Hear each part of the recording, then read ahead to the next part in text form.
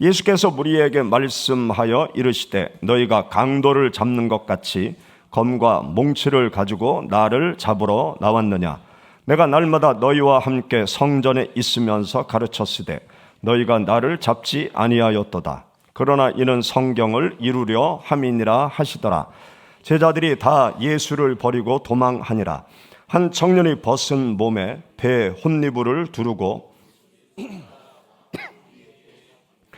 배 혼니부를 버리고 벗은 몸으로 도망하니라. 66절. 베드로는 아랫뜰에 있더니 대제사장의 여종 하나가 와서 베드로가 불 쬐고 있는 것을 보고 주목하여 이르되 너도 나사렛 예수와 함께 있었도다 하거늘 무엇인지 알지 못하고 깨닫지도 못하겠노라 하며 앞뜰로 나갈새 여종이 그를 보고 곁에 서 있는 자들에게 다시 이르되 이 사람은 그 도당이라 하되 또 부인하더라. 조금 후에 곁에 서 있는 사람들이 다시 베드로에게 말하되 너도 갈릴리 사람이니 참으로 그 도당이니라. 그러나 베드로가 저주하며 맹세하되 나는 너희가 말하는 이 사람을 알지 못하노라 하니 닭이 곧 두 번째 울더라. 이에 베드로가 예수께서 자기에게 하신 말씀 그 닭이 두 번 울기 전에 내가 세 번 나를 부인하리라 하심이 기억되어 그 일을 생각하고 울었더라. 아멘. 오늘 우리가 함께 읽은 본문 말씀엔 비열하고 야비한 제자들의 모습이 기록되어져 있습니다. 예수님께서 겟세마네 동산에서 기도하실 때 배신자 가룟 유다가 군사들을 데리고 예수님을 체포하러 오게 되었죠. 그때 제자들은 어떤 반응을 보였는가 하면 다 도망갔다고 그랬습니다. 어떤 한 주님을 따르는 제자는 배 혼니부를 두른 상태로 예수님을 뒤쫓아가다가 붙잡혔죠. 그런데 그 배 혼니부를 다 벗어 던지고 벌거숭이의 모습으로 걸음아 나 살려라 도망을 칩니다. 그리고 의리의 사나이 베드로 검을 들어 말고의 귀를 내리친 의리의 사나이 베드로 멀찌감치 체포되어져 가시는 예수님을 따라갑니다. 대제사장의 뜰에서 예수님이 신문을 받을 때 바깥뜰 멀찌감치서 예수님의 신문을 지켜보죠. 그런데 그 바깥뜰에 있던 어떤 꼬마 아이 하나가 베드로를 알아보고 당신도 저기 있는 저 사람과 같이 다니던 사람이죠? 그럴 때 베드로는 깜짝 놀라면서 세 번씩 모른다고 부인을 합니다. 마지막 세 번째는 예수님을 저주까지 하면서 나는 예수를 전혀 모른다. 그러면서 베드로가 예수 그리스도를 부인하고 그 자리를 박차고 일어나는 광경이 기록이 되어져 있습니다. 여기 본문 말씀을 보면 예수님을 따르던 제자들이 다 도망가요. 벌거숭이 모습으로 도망가고 베드로는 세 번 모른다고 부인하고 이들이 왜 이렇게 도망가고 배신하고 예수님 모른다고 이야기를 했을까요? 두려움 때문에 그렇습니다. 죽음에 대한 두려움. 내가 지금 붙잡혀 가면 나도 죽을지 모른다는 두려움. 그리고 설령 풀려난다 할지라도 사회에서 완전히 매장될 수 있다는 두려움. 그러한 두려움 때문에 제자들이 다 도망갔고 배신하고 등을 돌리고 그들이 다 떠나가게 되었던 것입니다. 이 죽음에 대한 두려움, 이 두려움은 인간의 원초적인 본능이라고 말할 수 있습니다. 인간에겐 원초적인 본능이 있죠. 식욕, 성욕과 같은 원초적인 본능이 있어요. 그런데 이 두려움이라는 것도 이 원초적인 본능으로부터 나오는 감정입니다. 우리 사람들에게는 안전에 대한 욕구가 있어요. 늘 안전하게 생활하고 싶은 욕구, 또 생존에 대한 욕구, 생명 보존에 대한 욕구가 자리 잡고 있습니다. 그런데 이 안전이 위협을 받을 때, 생존의 위협이 올 때, 생명 보존의 위협이 올 때 사람 마음속에 어떤 감정이 생기는가 하면 두려운 마음이 생기게 되는 거예요. 그리고 불안한 마음이 생기게 됩니다. 이런 본능의 위협을 받을 때 생겨나는 두려움, 이 두려움 속에서 사람들은 자기의 생명을 보존하기 위해서 다양한 행동을 합니다. 프로이드는 인간의 두려움을 다양한 관점에서 탐구하고 분석을 했어요. 프로이드는 인간의 이 마음속에 생겨나는 두려움은 크게 두 가지 두려움의 종류가 있다고 말을 합니다. 하나는 실체적인 두려움, 두 번째는 상상적인 두려움. 실제적인 두려움은 무엇인가 하면 어떤 자연재해나 또 다른 생명체로부터 위협을 받을 때 실제적으로 느끼는 두려움이 사람 마음속에 있다는 거죠. 그리고 상상적인 두려움이 있는데 죽음을 상상하면서 두려워하고 불안한 마음을 갖는다는 거예요. 죽음이라는 것이 실제적으로 나에게 다가오지 않았지만 죽음을 생각하면서 두려움 속에 사람들이 빠져들게 된다는 거죠. 그러면서 프로이드는 어떤 말을 하는가 하면 이 두려움이라는 것은 사람에게 고통을 안겨줄 수도 있고 이 두려움을 사람이 잘 이해하고 극복하게 되면 사람들은 건강하고 성숙한 성격의 사람으로 발전해 갈 수 있다. 그렇게 말을 하고 있습니다.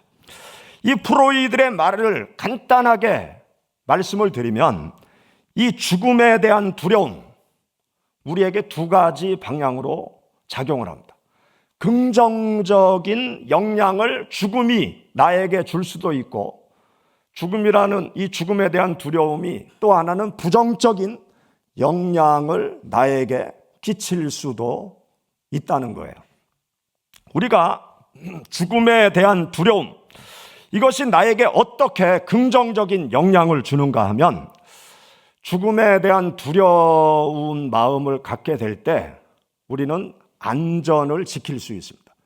나의 안전을 지킬 수 있고 타인의 안전을 지킬 수 있고 공동체의 안전을 지킬 수가 있어요. 우리가 지난 3년 동안 코로나 사태를 지나왔잖아요.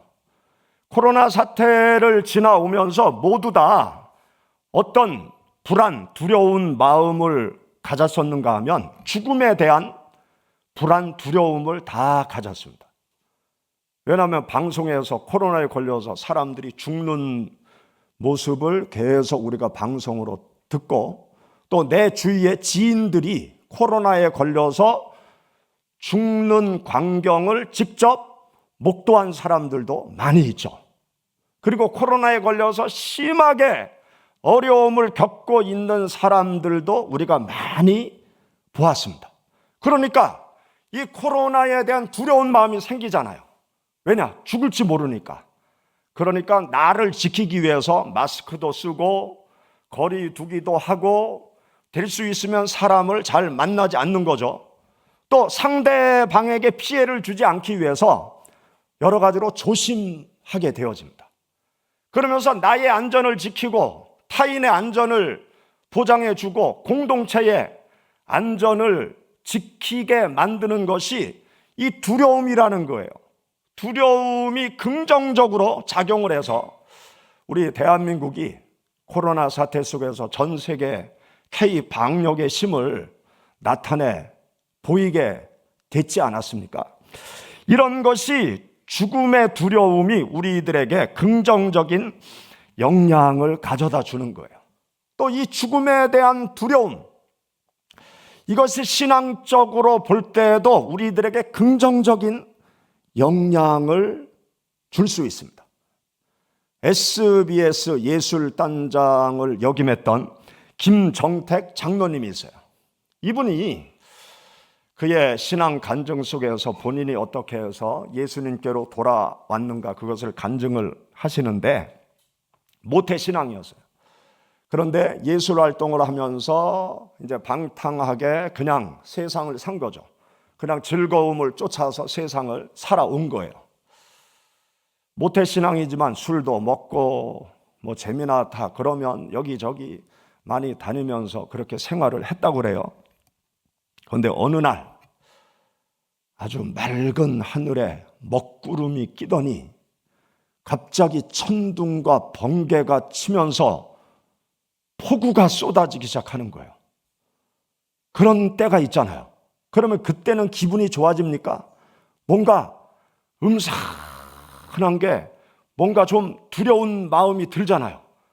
그러한 분위기에서 막 천둥 번개가 치는데 갑자기 어떤 생각이 밀려오는가 하면, 이렇게 내가 계속 살면 하나님 앞에 벼락 맞아 죽을 것 같은 생각이 막 들더래요.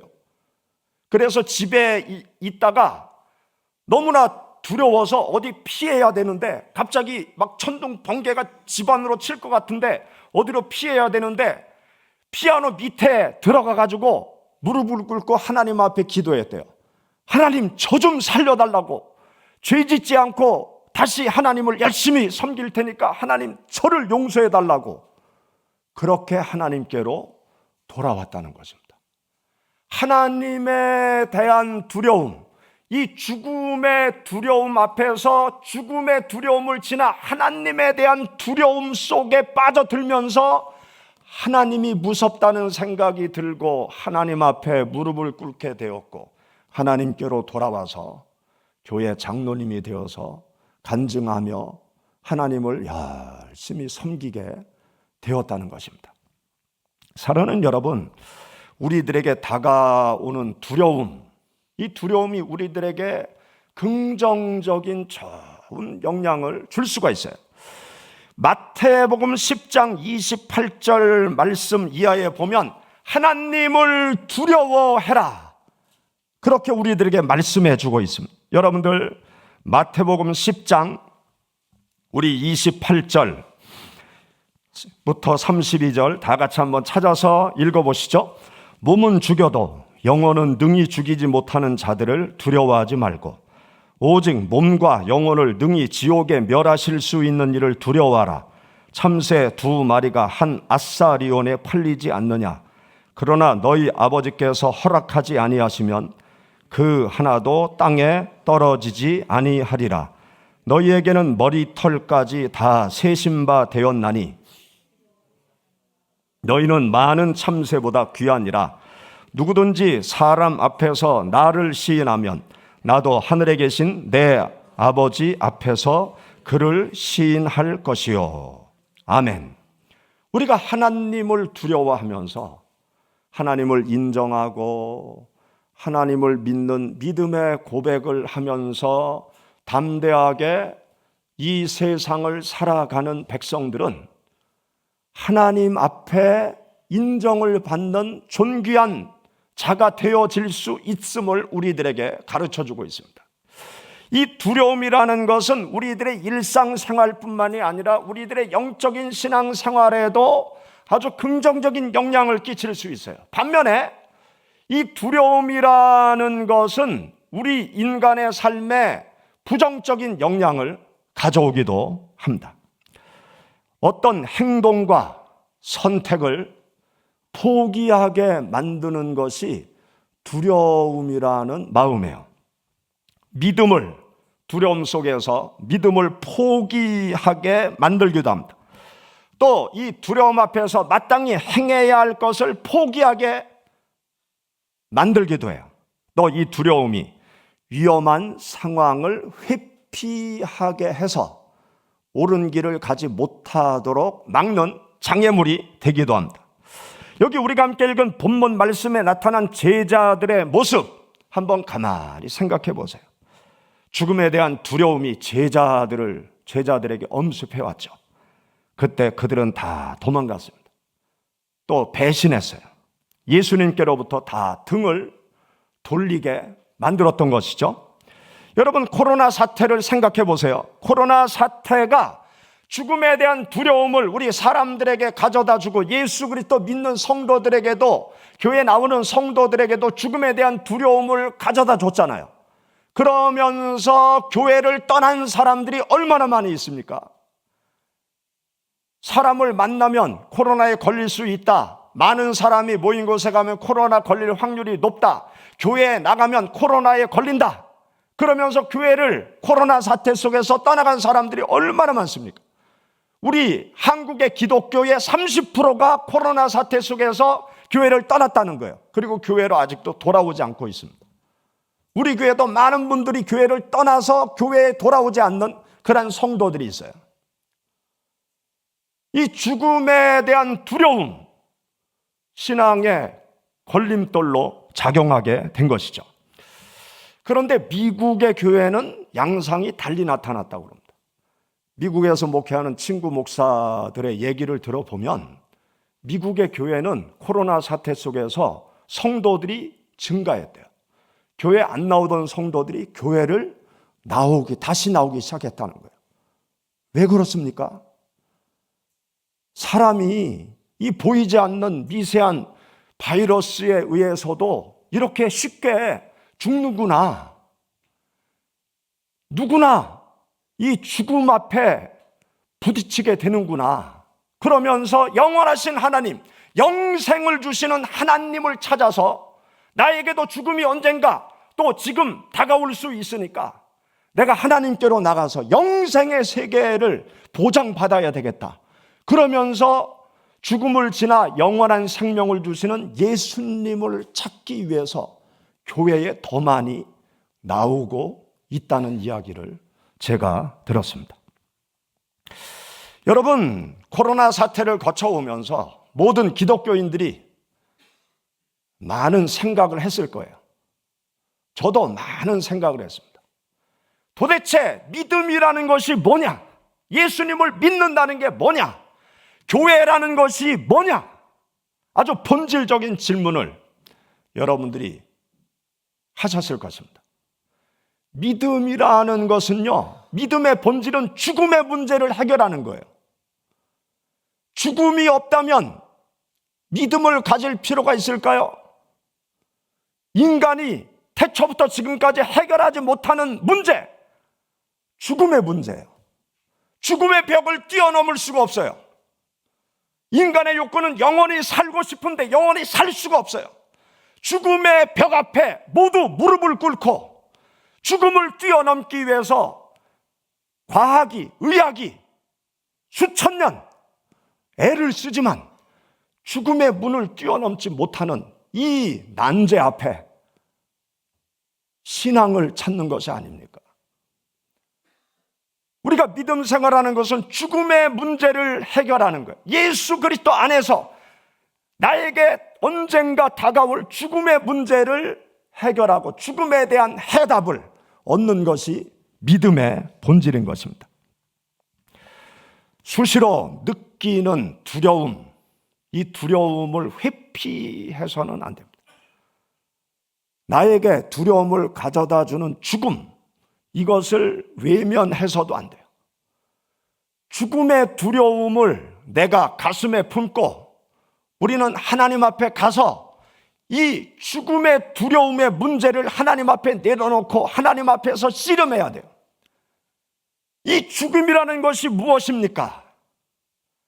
예수님께서 이 땅에 오셔서 행하신 일이 무엇입니까? 죽음의 문제를 해결하신 것 아니에요. 예수님은 죽음과 1대1로 맞닥뜨리신 분이세요. 겟세마네 동산에서 처절히 기도하셨죠. 할 수만 있으면 이 잔을 내게서 옮기옵소서. 죽음의 잔을 할 수만 있으면 피해 가고 싶으셨던 거예요. 그런데 하나님의 뜻이 죽음의 잔을 마시는 거면 제가 죽음의 잔을 마시겠습니다. 그러면서 체포당하시고 십자가 죽음의 길로 가신 것입니다.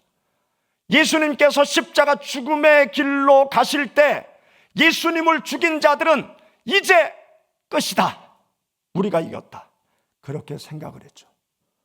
그런데 예수 그리스도께서는 3일 만에 죽음의 문을 여시고 영생의 존재로 부활하셔서 영원한 세계로 들어가셨습니다.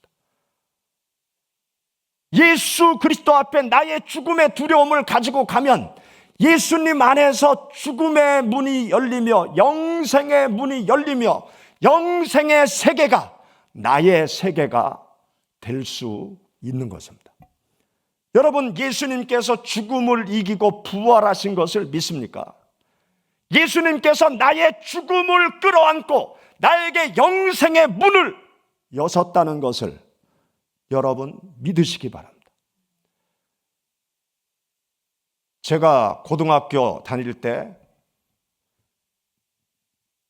교회 담임 목사님, 그분이 원래는 대종교 신자였어요. 6.25 때 종군기자 활동도 하시고 대종교 원리 강론 교사 활동도 하시고, 그런데 여러 가지 정치적인 이슈 속에서 감옥에 들어가게 되었습니다. 그리고 군 법정에서 사형 언도를 받으셨다고 그래요. 감옥에 들어가서 간수가 던져주는 성경을, 요한복음 성경을 받아 들었다고 합니다.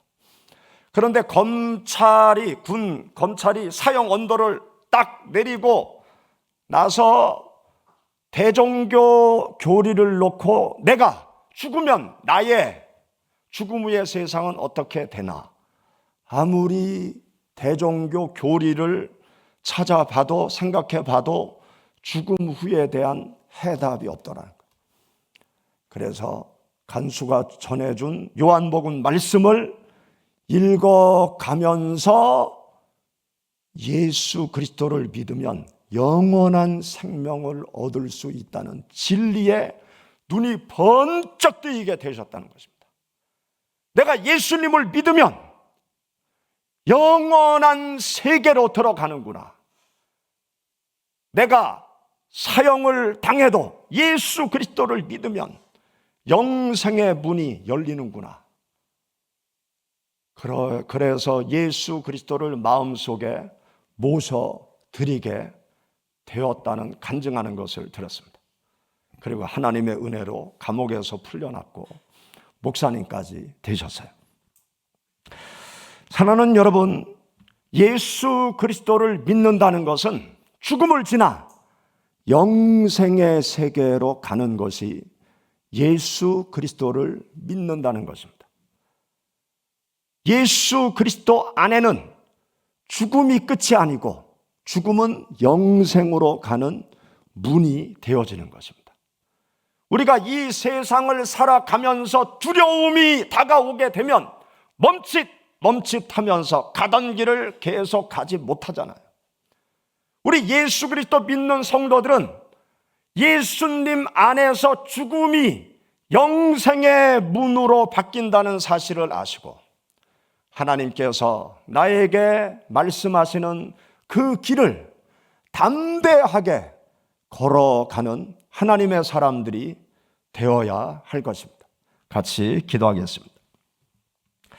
말씀을 생각하면서 하나님 앞에 통성으로 기도드리겠습니다.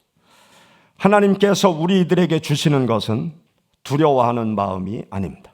능력과 사랑과 절제하는 마음을 주셔서 믿음의 길을 끝까지 걸어가게 하십니다. 하나님, 어떤 두려운 일들이 다가온다 할지라도 하나님께서 원하시는 길로 담대히 걸어가는 저희들이 되게 하옵소서.